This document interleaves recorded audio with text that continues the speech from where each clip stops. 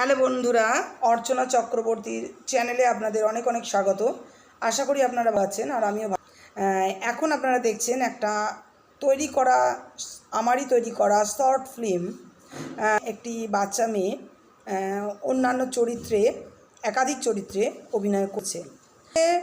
বাচ্চা মেয়েটির ভেতরে অনেক প্রতিভা আছে, যে প্রতিভা প্রকাশ করার জন্য জায়গা পায় না, যার জন্য তার এই প্রতিভাটা পুরোই নষ্ট হয়ে যাওয়ার সম্ভাবনা।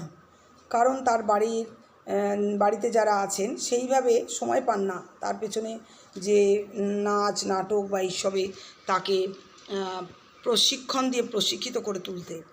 তাই জন্য এই মেয়েটির এতটাই ইচ্ছা, আমার বাড়িতে মেয়েটি খেলতে আসতো, বাচ্চাদের সঙ্গে খেলা করতো।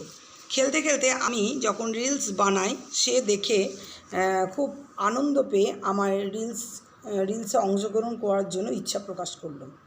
আমি তখন বলেছিলাম যে ঠিক আছে, আমি তোমাকে করাবো, কিন্তু তুমি তোমার বাড়ির লোককে আমার বাড়িতে নিয়ে আসবে। বাড়ির লোককে আমাকে বলতে বলবে যে তাদের অনুমতি আছে, তাদের অনুমতি থাকলে আমি তোমাকে শেখাবো বা করাবো, তোমার ভেতরে যা প্রতিভা আছে সেটাকে কাজে লাগিয়ে কিছু করাবো।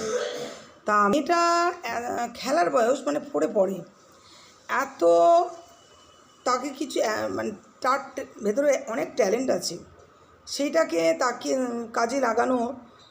কাজে লাগালে আমার মনে হয় সে একটা ভালো একটা জায়গা করে নিতে পারবে এই নেট দুনিয়ায় বা অভিনয়ের জগতে। এত ভালো অভিনয় করে, কোনো রকম তাকে শিখিয়ে তেমন দিতে হচ্ছে না, নিজেই বলছে। আমি শুধু গল্পর বিষয়টাই বলে দিয়েছি।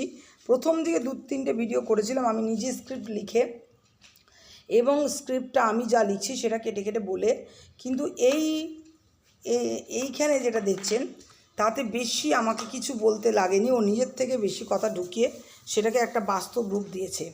তা আমি দেখে এতটাই আশ্চর্য হয়ে গিয়েছি, এত কম বয়সে এত সুন্দর অভিজ্ঞতা। জানি না তার ভেতরে এত অভিজ্ঞতা কোথা থেকে এলো। কিছু সামাজিক যে জ্ঞানের যে বহিঃপ্রকাশ তার মধ্যে থেকে আমি দেখতে পেয়েছি,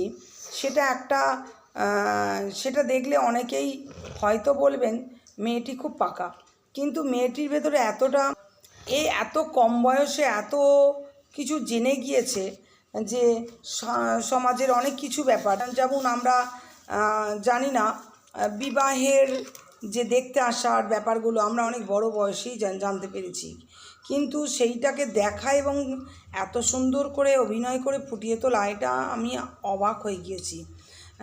আর তার ভেতরে কোনো জড়তা নেই।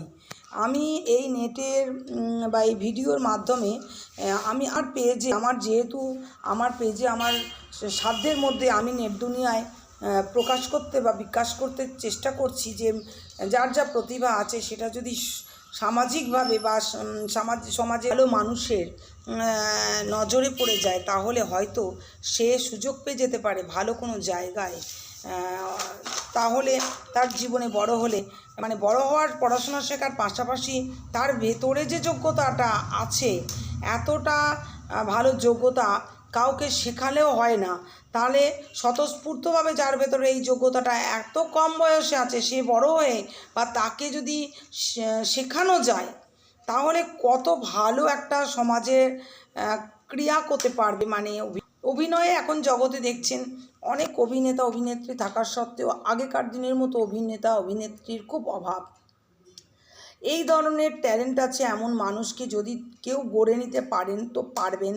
চেষ্টা করছি আমি যে পৌঁছে দিতে এই বার্তায় আপনাদের কাছে।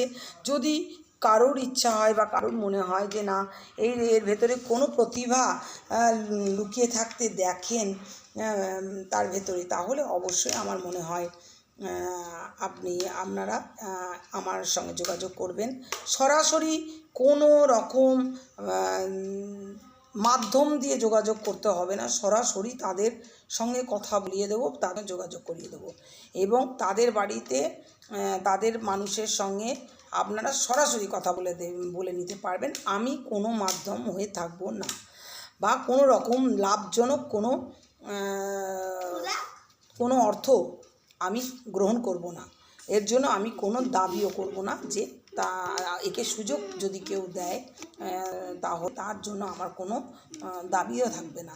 তাই নিঃস্বার্থভাবে আমি চাই এরকম ধরনের কোনো প্রতিভা যদি আমাদের আনাচে কানাচে লুকিয়ে থাকে তাহলে তার প্রতিভাকে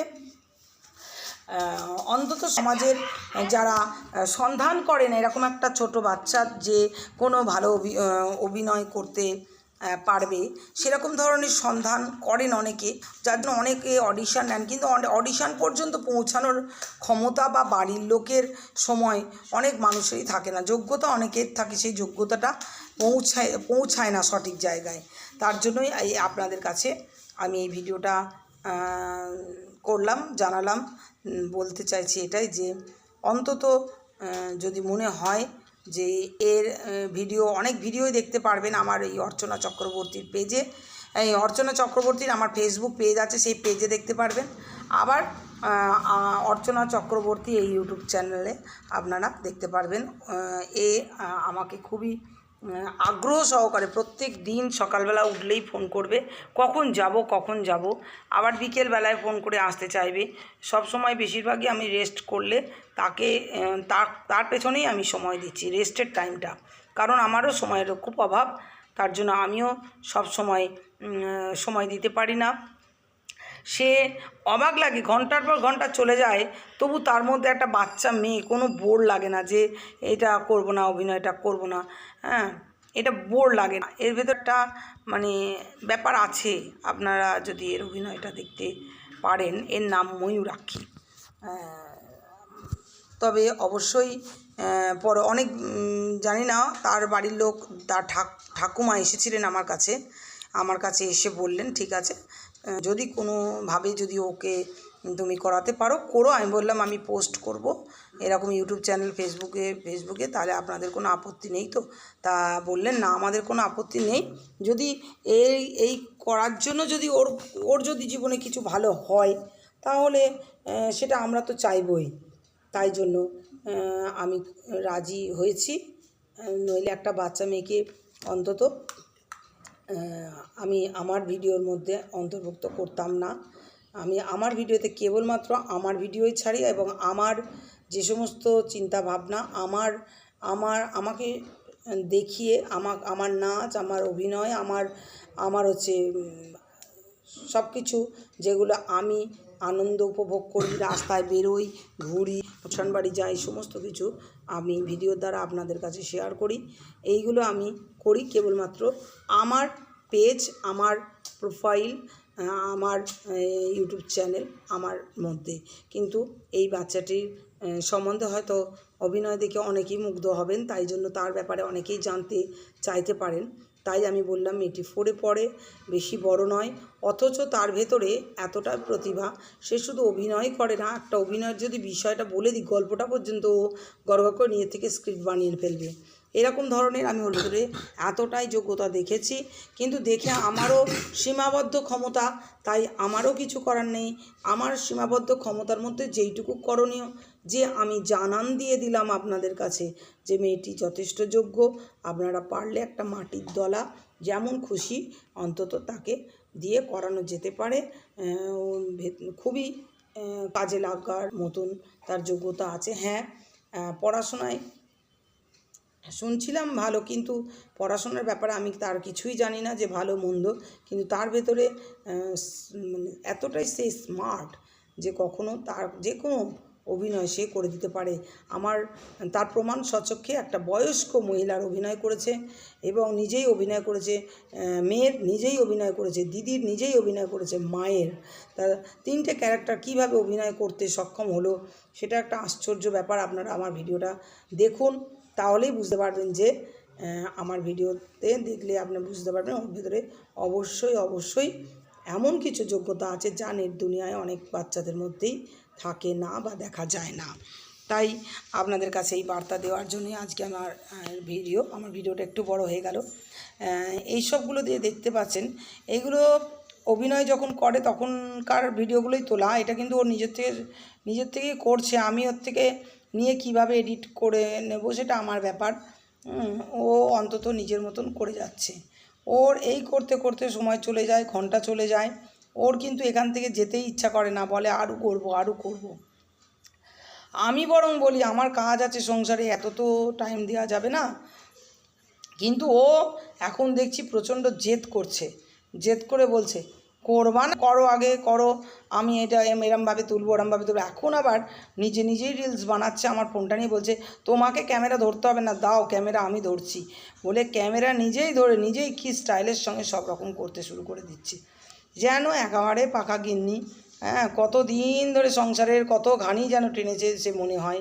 হ্যাঁ, সে সংসারের অনেক কিছু সে বোঝে, অনেক কিছু ভালো মন্দ বয়স্ক মহিলাদের সমস্ত কথাবার্তা যেন তার সব কিছুই নখদর্পণ।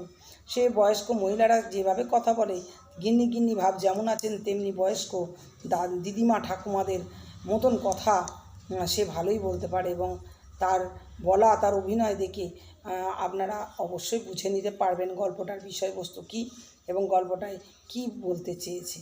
এইগুলো তার সবই অ্যাক্টিংয়ের মধ্যেই দেখতে পাচ্ছেন।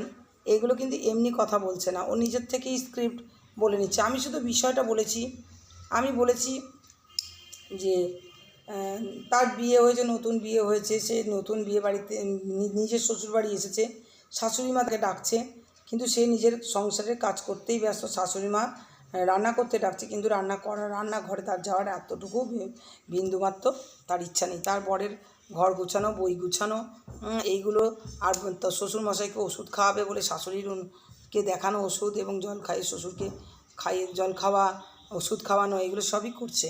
কিন্তু এই সমস্তগুলো যে গল্পটা আমি শর্ট ফিল্ম করেছি, এখনও এডিটিং করিনি, সেটা তার আগেই আমি আপনাদেরকে এটা শেয়ার করে দিলাম। এটা এডিটিংয়ের আগে, মানে এডিটিং করার পরে এগুলো অনেক কাটছাট হবে, তারপরে আপনারা শর্ট ফিল্মটা দেখতে পারবেন। কিন্তু এটা এডিটিংয়ের আগেই আমি আপনাদের এটা দেখালাম, পুরোটা না করা।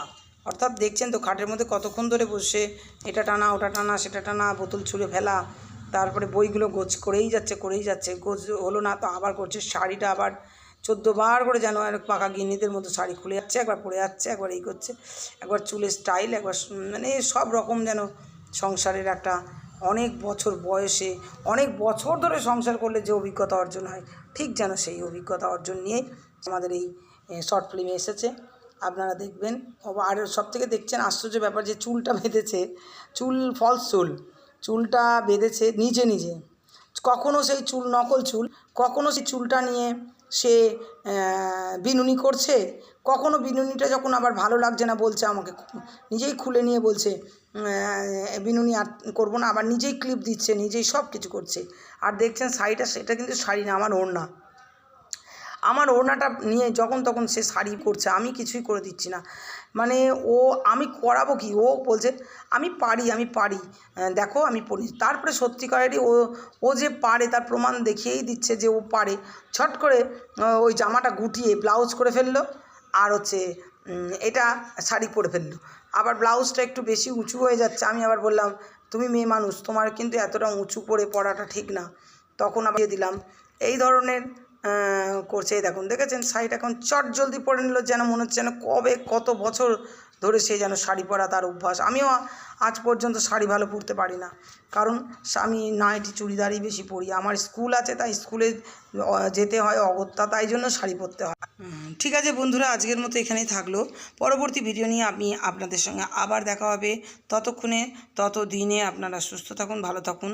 সবসময়ের জন্য আপনাদের জন্য ভগবানের কাছে প্রার্থনা করি আপনারা সবাই যেন ভালো থাকুন। আর আমার ভিডিওগুলো আপনারা দেখুন, লাইক করুন, ভালো লাগলে কমেন্ট করুন। ধন্যবাদ।